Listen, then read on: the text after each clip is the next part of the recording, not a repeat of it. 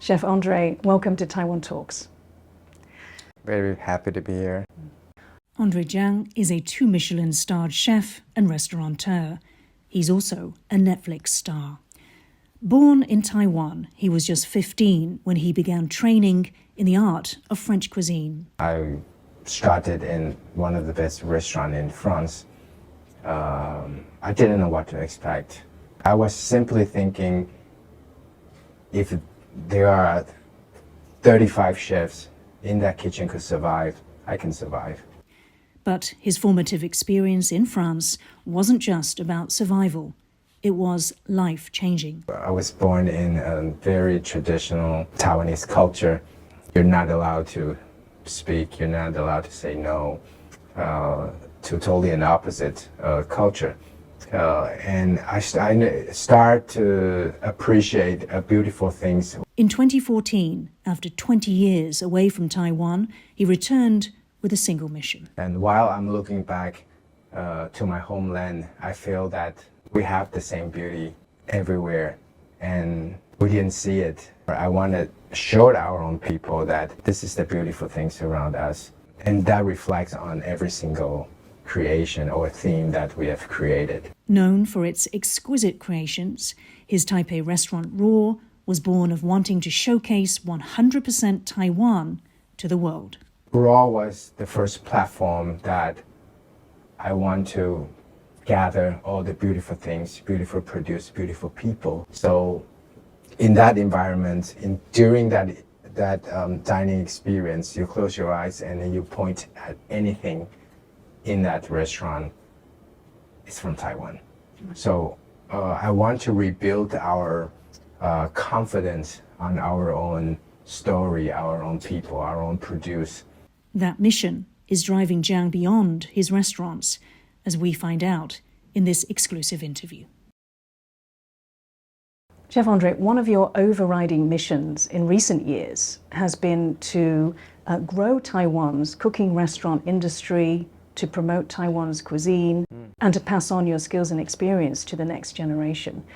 Let's go in with the pandemic. Tell me how the pandemic has impacted those efforts. I think especially in Taiwan, a lot of restaurants have suffered during that 3 months, although compared to other countries, we seems to be the luckier one.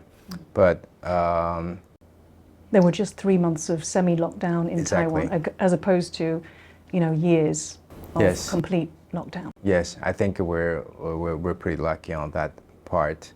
After the pandemic or post-pandemic period, we start to rethink about overly expanding, about a lot of small brand or small catering spaces, whether it's worth to do and people take more serious about it. Compared to before the pandemic, I think there were too many restaurants. There were too many chain expansion. So this was kind of survival of the fittest. Yes, yeah. On the other hand, I think this pandemic, a lot of F&B laborers has left the industry, which they are not coming back, whether it's been laid off or a lot of them think that in this F&B industry seems not that stable, or they couldn't see the future of the catering industry. So they shifted to other industry, which caused that when we come back from the pandemic crisis, it caused a lot of labor issues. I guess that's the downside of this pandemic to us. I'm interested by how you were hampered by not being able to offer the dining experience in those 3 months. How did it force creative solutions in Raw? I've seen a lot of young chefs or employees being laid off during that 3 months, or being offered a non-pay leave, etc. But during that 3 months, we're paying full salaries. We're not doing any takeaways. We didn't do any, they don't come back to restaurant to work or any work from home. I think they just pure vacation for that 3 months. Wow. And being fully paid. That surprised me. I thought that you might take the opportunity to do more training, but I guess rest is also a key factor for creativity, isn't it? For self-development. Yes, and this is what we can do. While in a good time, we all have to work hard, and now we know why we work hard for the company. And not only in here, well, especially at Raw, because I'm currently based here, but all of our other properties were doing the same. Right. So across Asia. Yes. And also in France? Yes. Yes. Wow. So I'm interested that you said you didn't do takeaways. Many restaurants, hotels obviously did. Is that because you didn't want to compromise on the experience of eating your food? One, yes. We didn't want to compromise of doing other things. Second is we don't really necessarily need that. I think, you always prepare for the rainy days, and we did prepare for the rainy days. At the end of 2022, you launched your fine dining beef noodle brand. So I wanted to ask you, given that we just said that you didn't want to compromise on doing takeaways, tell me about this, about how we take, a frozen meal and we do make it into fine dining. Well, I think my focus was not doing pre-made meal. My focus was on taking every little thing that we have and make the best out of it. I have created our Taiwanese flavor chocolate. I've done recently the 100% millet champagne that was made in the Aboriginal village. That's world's first 100% millet champagne. And beef noodles, kind of our signature national dish. So I think what I'm trying to do is just plant a seed for people to see that, we can do this, we can do that. There are many things we do as long as we do it well. I'm not trying to, for me that is like a one-time thing. I'm not trying to build a takeaway empire. I'm not trying to retire with selling beef noodles. But what I'm trying to do is to highlight on every, within this industry, every single product, or how to highlight on Taiwanese identity and make it to the international level. Before me, there were hundreds of similar products. What makes a good Taiwanese beef noodle? Well, I guess very importantly is to select a good product and really willing to take that into a different level, precision, and strong branding, strategy, packaging. I guess that all matters, not simply making a beef noodle. So yeah, we do a lot of produce. I guess what I'm trying to do, if I look back 8 years ago, when we first opened Raw, that was the same intention. So Raw, the opening of Raw, sort of demonstrate that we can use 100% Taiwanese ingredients and cooking French cuisine and being seen internationally and make our own product or making our own produce proud and shown in a global stage.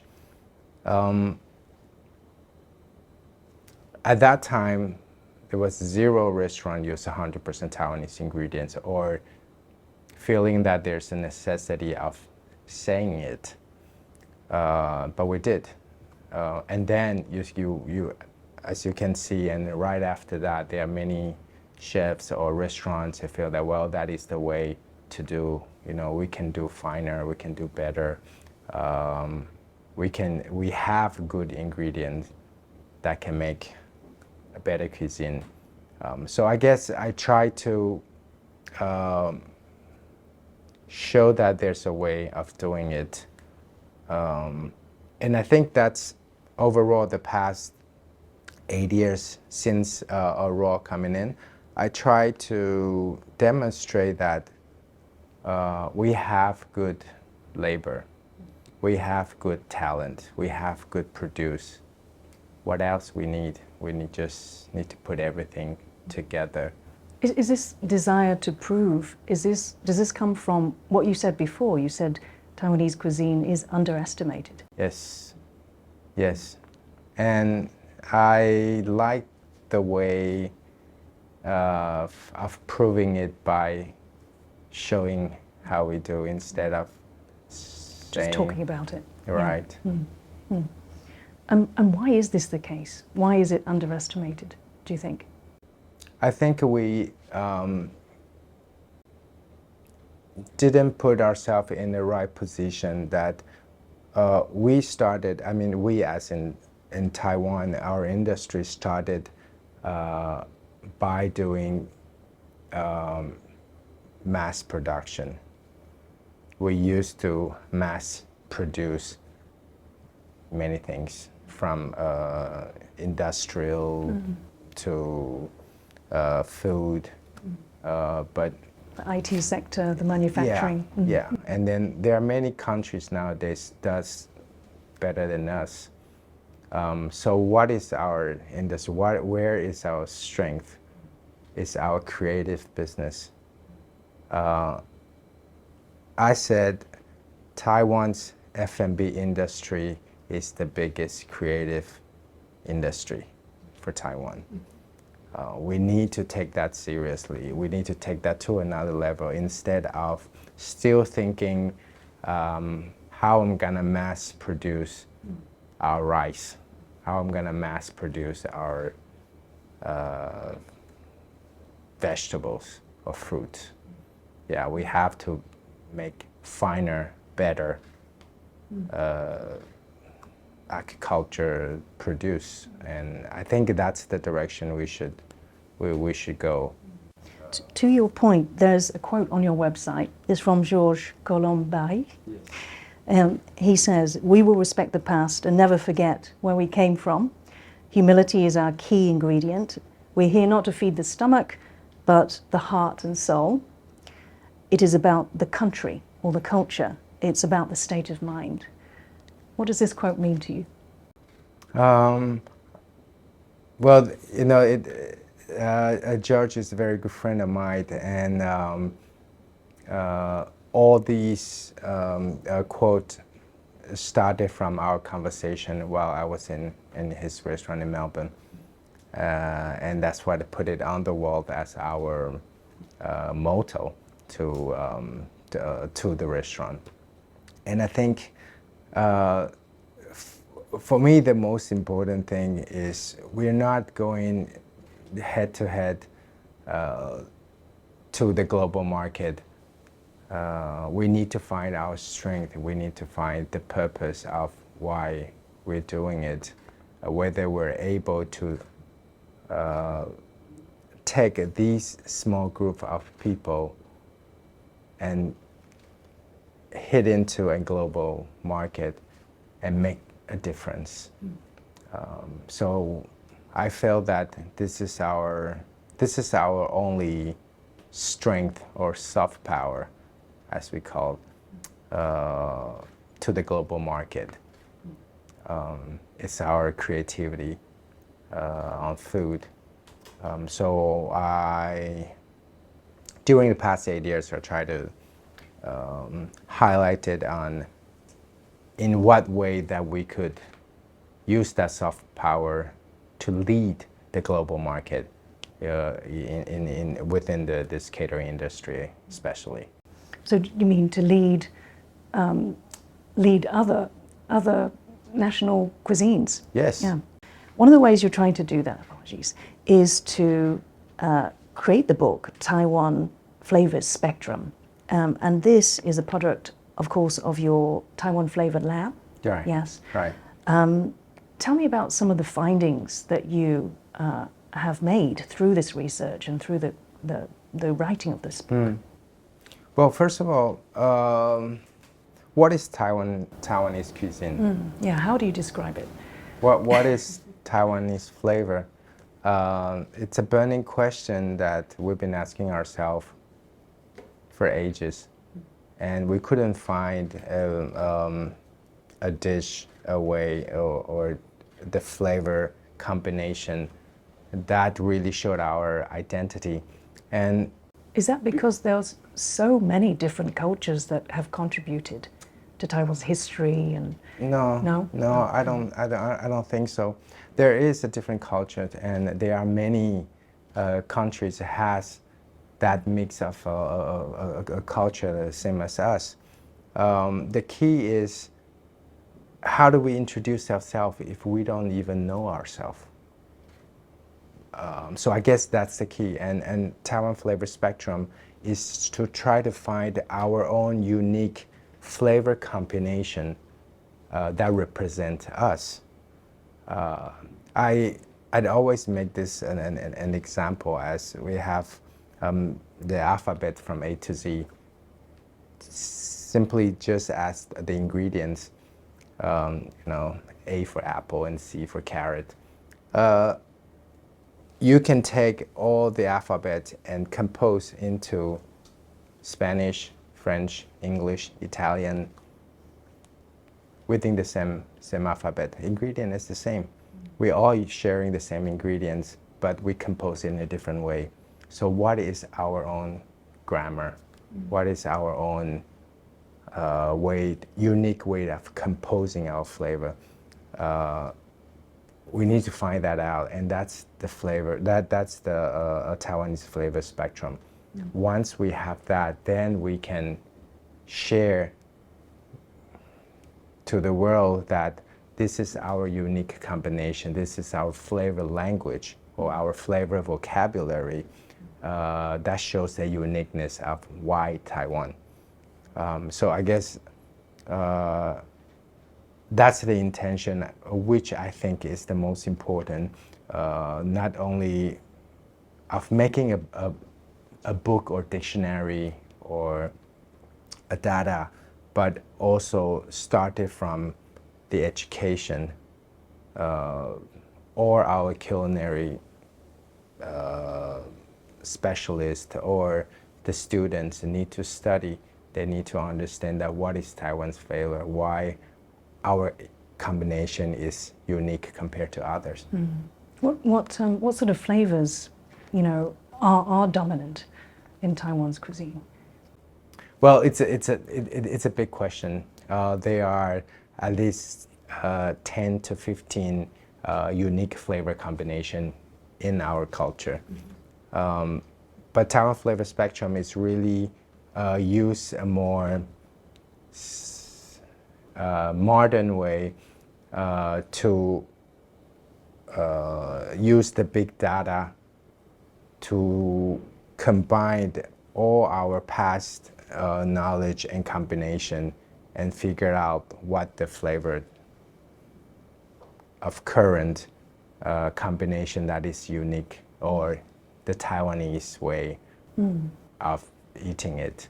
And I think every decade we will use the AI to select that how the Taiwanese flavor change.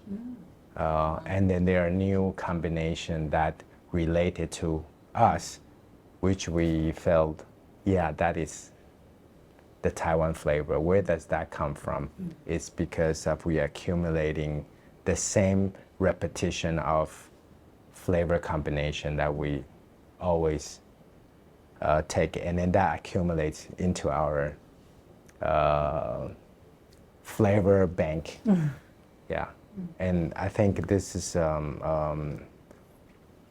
well, it's a big project, but it's something that I'm very into, and I think the government should think about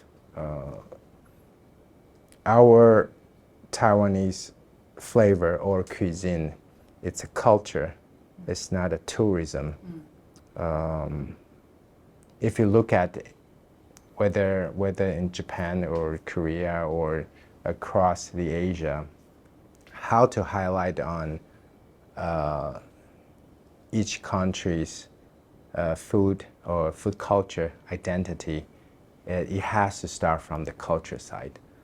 So I think that is also the direction that we should go.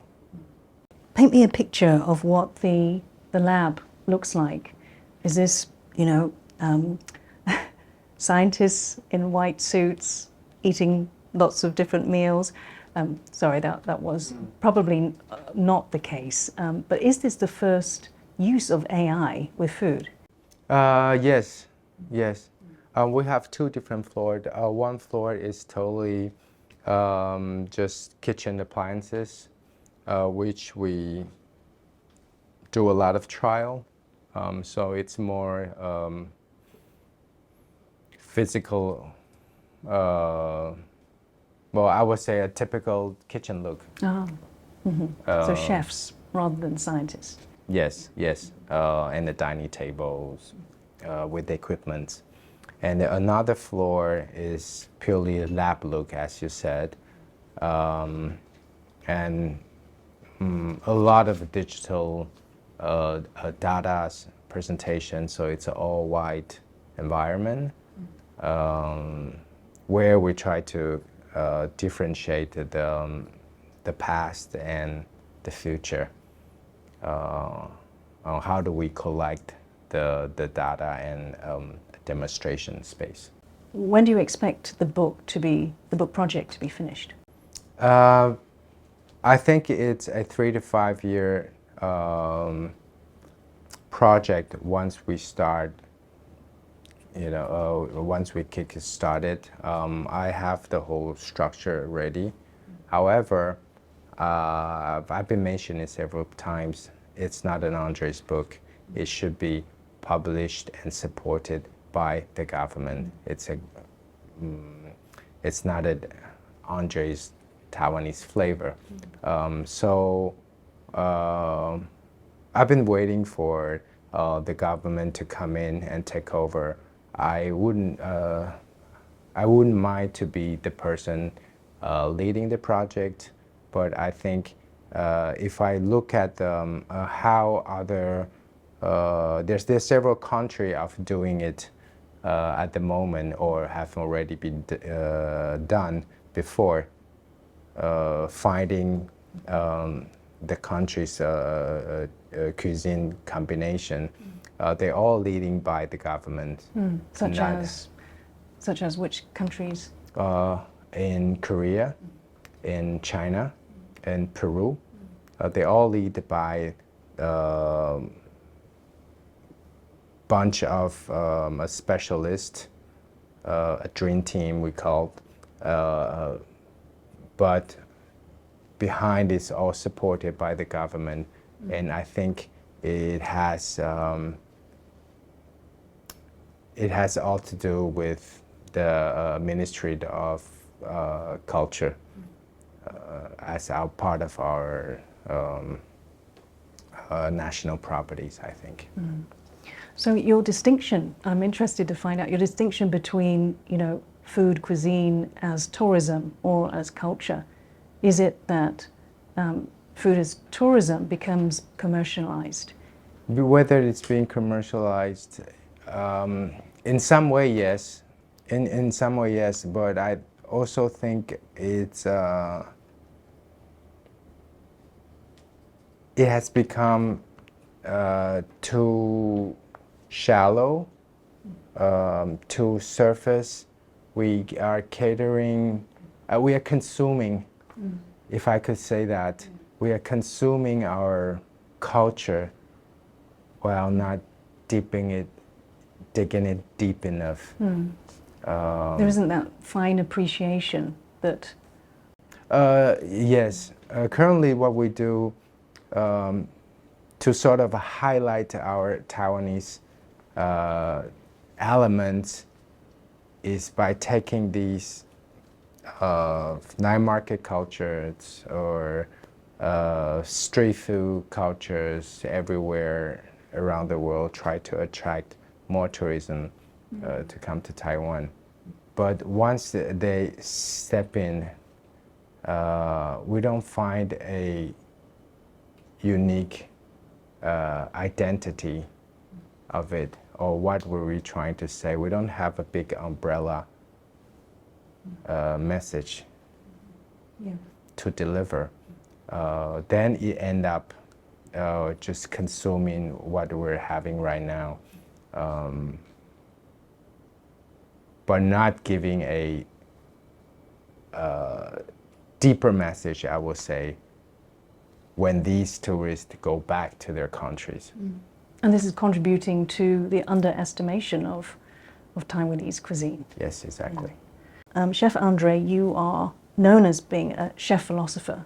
You have the Octaphilosophy, Right. and your restaurants, are based on this. And it's fascinating because you say that our capacity to taste food is influenced by our memories and the personal experiences that we acquire over time.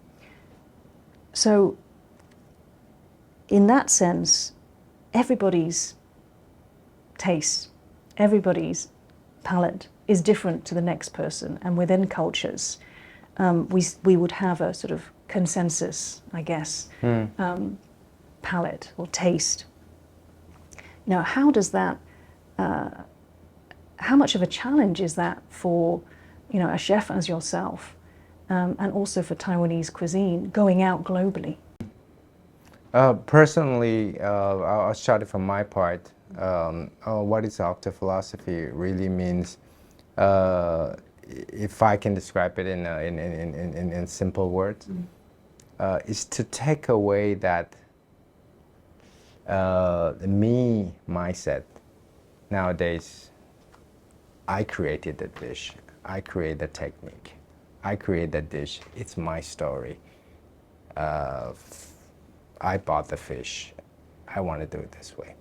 The whole trend of YouTube and Instagram, it's about me and what happened to me. Same for the creation. If you look back to the 60s, the 70s, or all the creation is more of what happened to everyone, and people feel connected by the creation because they're involved in it. So I guess for me, one thing important is you create the thing that people feel connected, they feel involved, they feel that they're part of it. I didn't try to make it too philosophical, but that's exactly what I meant. Just simplify the whole thing, and you create it, you cook for the guests, and then the guests need to feel that they're involved in it. Could you take us through the 8 elements? Well, 8 element is my principle of creation. So whenever I create a dish or a concept, I will look I will look at the creation in 8 different directions, 8 different perspectives to check that whether it's valid or not. It's just my personal checklist. And I think the reason I had published that book is I think this principle or this way of a self check method could apply on any industry, any creative business, not simply for cooking. So that's the reason I'm doing it. But I think all the creation should always related to the diners, and I think that's what makes the difference. People feel they're part of it, and they really can give you a good feedback because they can feel the creation, not simply us who enjoyed in creating it, but we couldn't get any connection or feedback from our guests. Could you perhaps explain this in relation to a raw menu, for example, Redefine, or the menu that you have for Raw 8th anniversary? Would you be able to do that for me? Yeah, of course. I think the year of 2022 is a very special year to us. It probably was the toughest year to everyone, but it's the best year ever for myself and for the restaurant. If we look back to the past 4 seasons, from World Tour to Redefine Future to Grand Classic and to the current menu of the anniversary menu, nothing is for André. There's no one theme that has really related to André. Okay, I think that's a very important message. Second is we created the concept for our diners, as I mentioned just now. The spring season World Tour, because no one could travel, and it has been 2 years and people are devastating, desperate to go out, to connect with the people, to go to restaurant, to travel, to have a happy mood of doing something together. This has been lacking the past 2 years. So that was the reason that we create the World Tour concept, and people feel that if I could not travel physically, I could travel with my palate around the world. So I think that concept it's one of our biggest hits, and that was the first time within the past 8 years, the first time the booking finished in 30 minutes and we reached 120,000 people at the same time for booking. So that was a huge hit. Then after that, we do a Redefine Future. A Redefine Future is kind of a post-pandemic reflection of thinking that these 3 years have changed everything, and how would it take the cuisine to the next 5 to 10 years? What will change us? And then we talk about 9 different subjects, from ocean crisis to M-shaped societies, to climate change, of course, and also our golden age. People start to look back on our golden age. So there are many subjects that we talk about in this post-pandemic creation. so people feel connected. Yeah, well, it's kind of a heavy subject compared to a world tour. It's More political. exactly, even. exactly. But that was the atmosphere at that moment. People started to think as the whole pandemic situation is getting better. People start going out, but they couldn't see what's going to happen the next 5 years, right? Now we're going to restart, reset, and how our future will be. So if people feel connected. So I think every season we want to create something that is connected to our diners, and then they feel really the strong impact and give us much more feedback than we expected. You've said in the past that your experience in France, you went there when you were very young, just Yes. 15 years old. Yes. You said that it was France that taught you how to appreciate the beautiful things in life Yes. and also to express your emotion through food. What sort of emotion were you expressing with Redefine, which was about those big issues that you talked about? Well, yes. Since I arrived in France when I was 15, and that opens my mind of not just express myself freely, while I was born in a very traditional Taiwanese culture that you're not allowed to speak, you're not allowed to say no, to totally an opposite culture.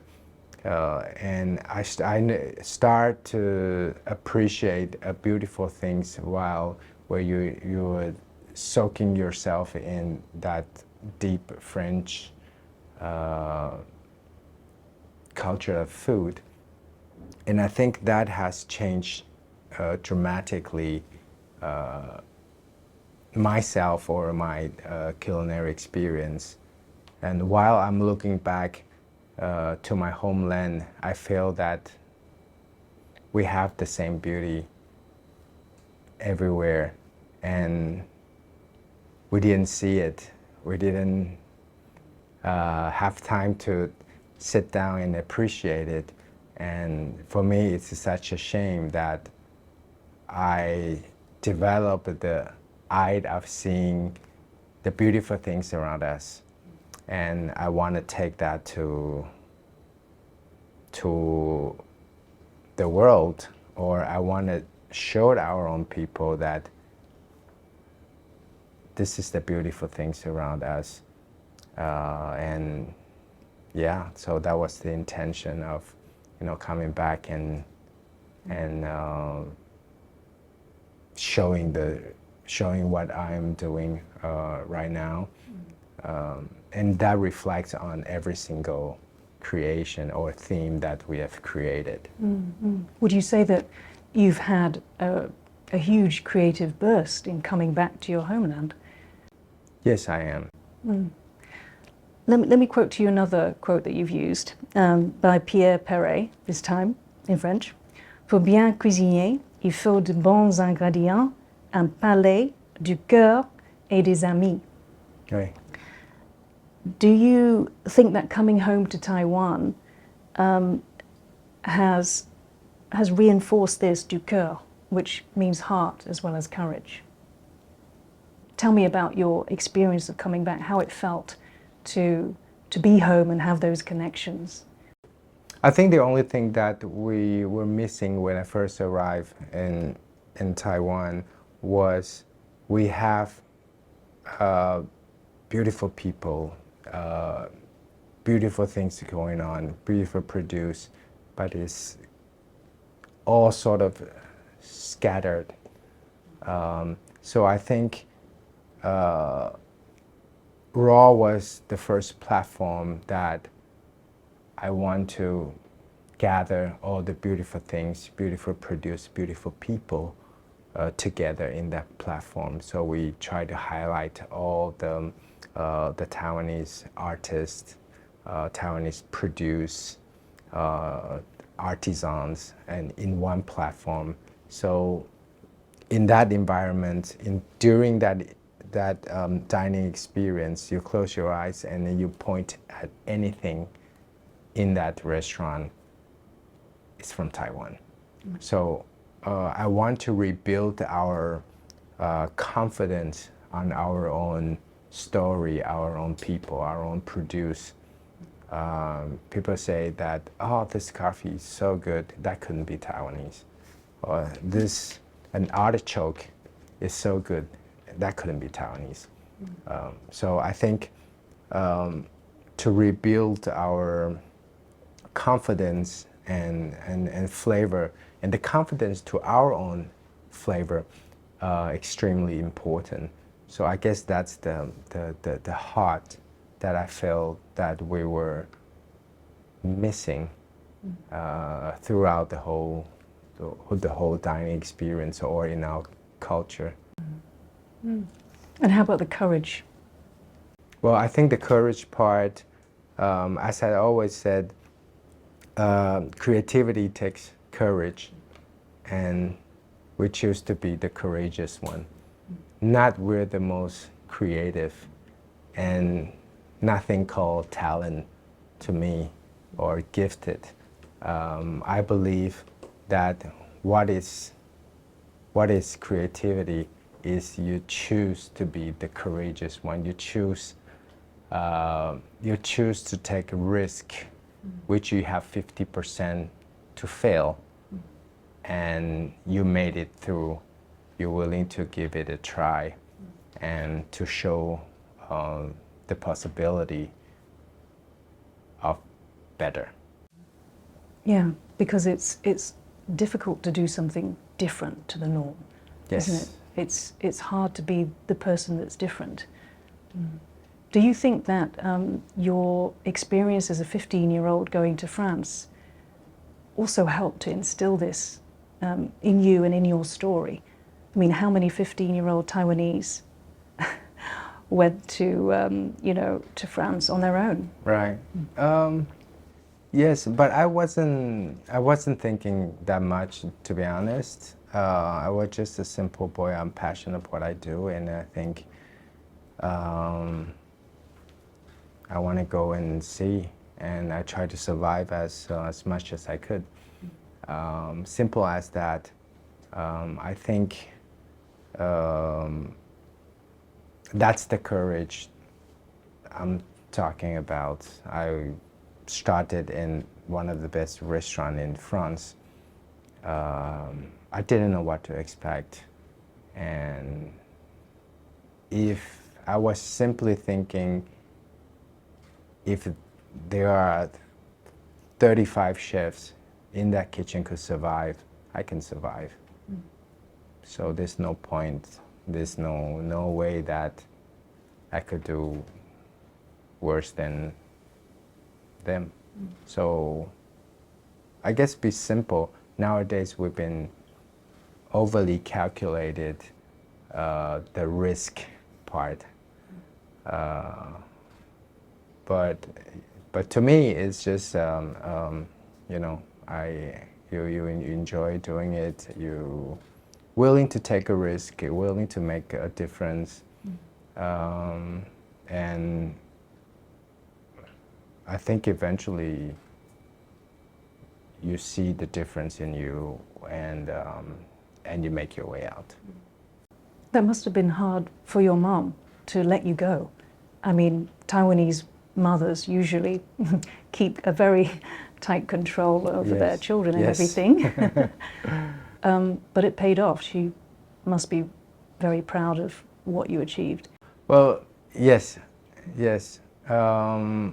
But I would say I couldn't talk for my mom, but I was a pretty well self-controlled kid that doesn't require a lot of attention or cares.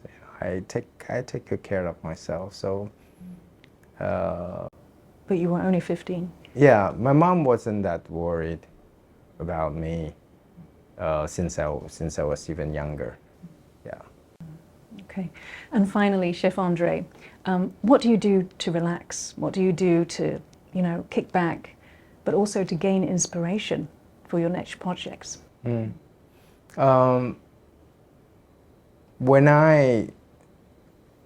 my free times, I try to empty my brain, try to soak in the environment. I like beautiful things. I read, I look into magazines, exhibition. I guess to really have that ability of a switch on and off, it's important to me. Once you're off, you absorb all the beautiful things around you. You became much more sensitive of the surrounding, and that nurtures my creativity. And when I'm on and I apply these elements, ingredients to my creation, I don't really have the one thing that I do all the time, but I go back to Ilan, where my home is, just empty myself.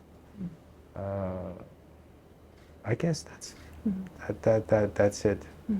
And calligraphy is a pastime for you? Yes, but I wasn't that good compared to my dad. Yeah, he's a serious calligrapher. He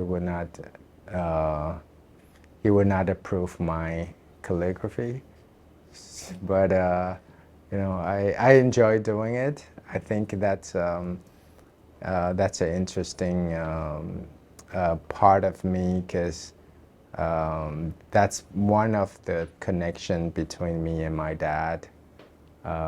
Chess, Chinese tea ceremony, and calligraphy.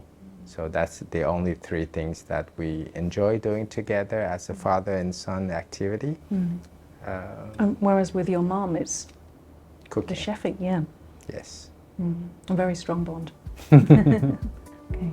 Thank you, Chef André, so much for joining us on Taiwan Talks today. Thank you. Thank you for having me.